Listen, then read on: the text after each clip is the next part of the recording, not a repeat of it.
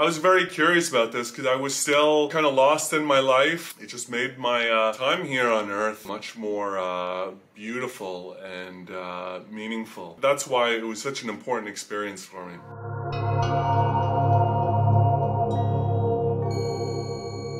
So what was life like before any of my psychedelic experiences? You know, I had a great childhood. I grew up in Toronto. I was a happy kid, had a really good life. You know, my first experience was when I was about 16 years old. I was at the cottage. Someone gave me some mushrooms and I ended up growing them a few years later. I was a professional. I moved to Vancouver.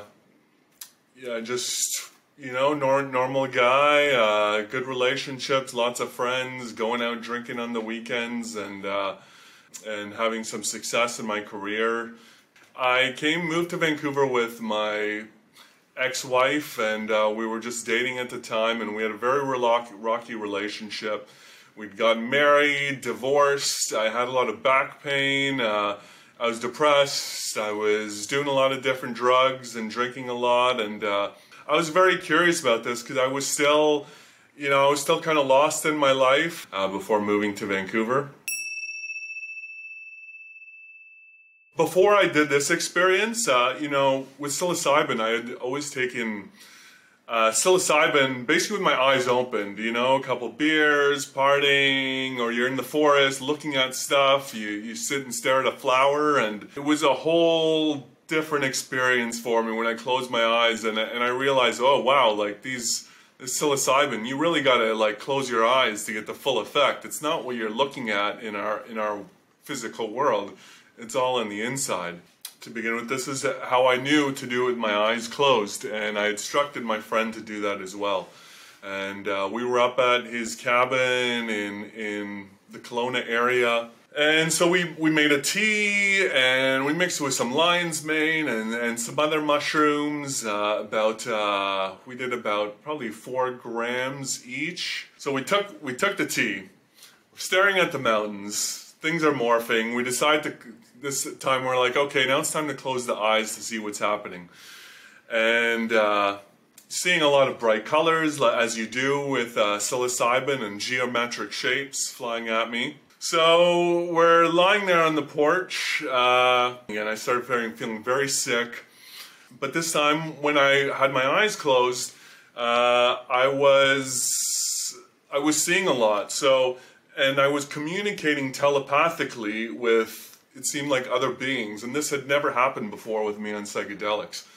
And I was basically, I was in almost like a big, like a ship, or it was a building with different levels, and I was a giant within this, and there were different levels. It was almost like I think of it as like bringing your car to the shop, and they're doing you know, maintenance on your car. They got it plugged in, and you know, the computer's connected to the car, and it's just doing your general maintenance and upkeeping the car. So I was in this building, there's different levels, and there's these little people and machines everywhere, and they're pressing buttons, and I'm starting to feel really sick and sweaty, but they're talking to me this time, and they're saying, oh, no, don't worry. I said, oh, I don't feel very good. They're like, don't worry, Ken, and this is telepathically, don't worry, you're gonna feel better soon. We're just, you know, we're just fixing you. Just hold on.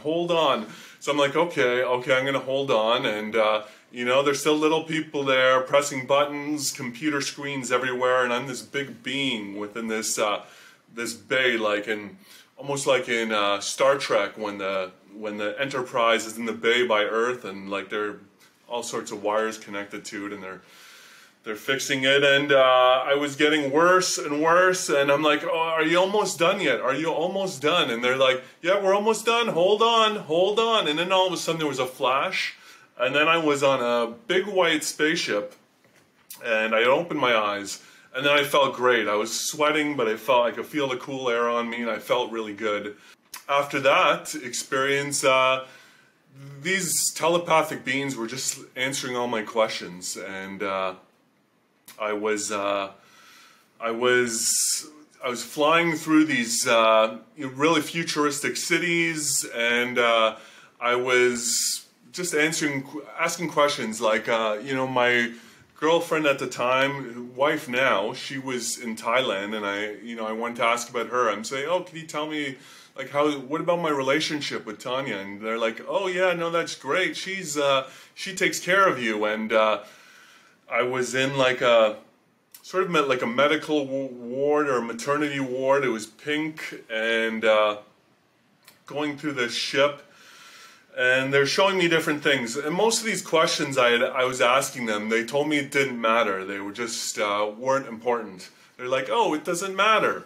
At times, I had just like, it was like love and light like bombarding me. Like there were almost like these shapes and of purple and pink and red just like shooting into me. Like just lasers and colors and just bombarding me with so much love.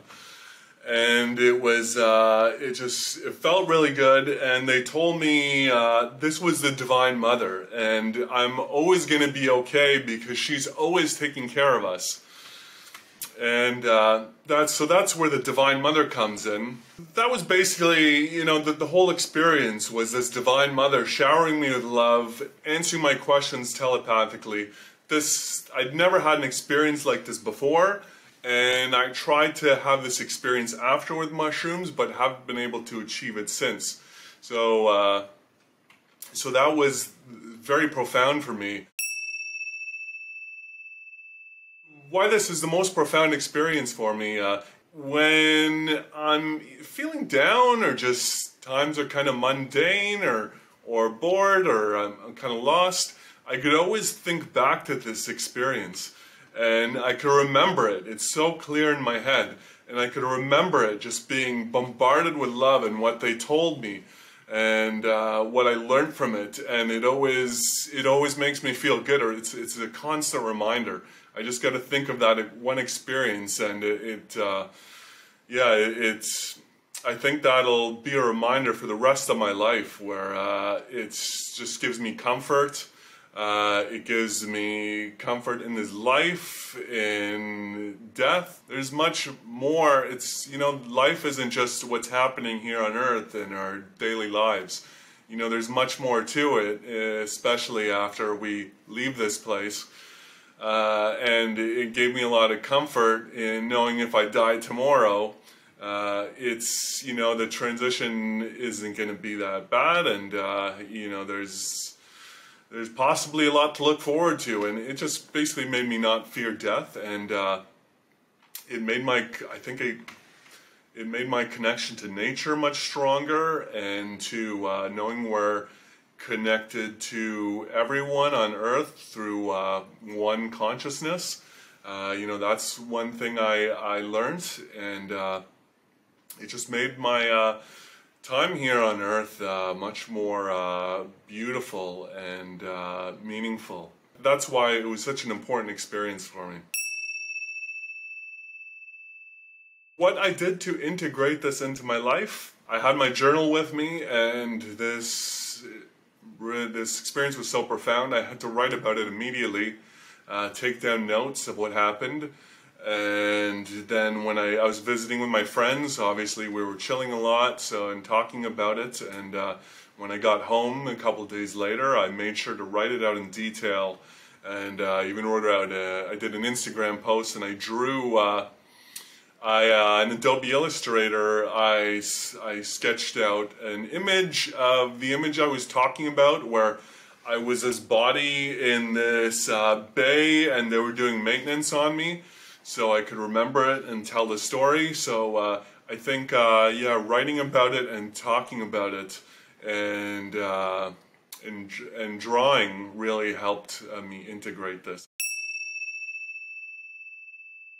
One or two resources for someone to use before their psychedelic journey to take care of your health. You got to eat right too. You really got to take care of your health. You got to do the work. Like if you're having a lot of stress in your life and you don't take care of yourself, you know, a psychedelic journey might help you, but it's not going to continue to help you if you don't take care of yourself and your health and your well-being. So, You know, everyone says, including myself, you got to do the work. There's no magic pill. You really have to take care of yourself, your relationships, your health. You got to eat right, and that's the most important thing. And if you don't have a lot of experience taking care of your health before you're about to take a psychedelic experience, well, you know, think about it and, you know, try to implement something in your life.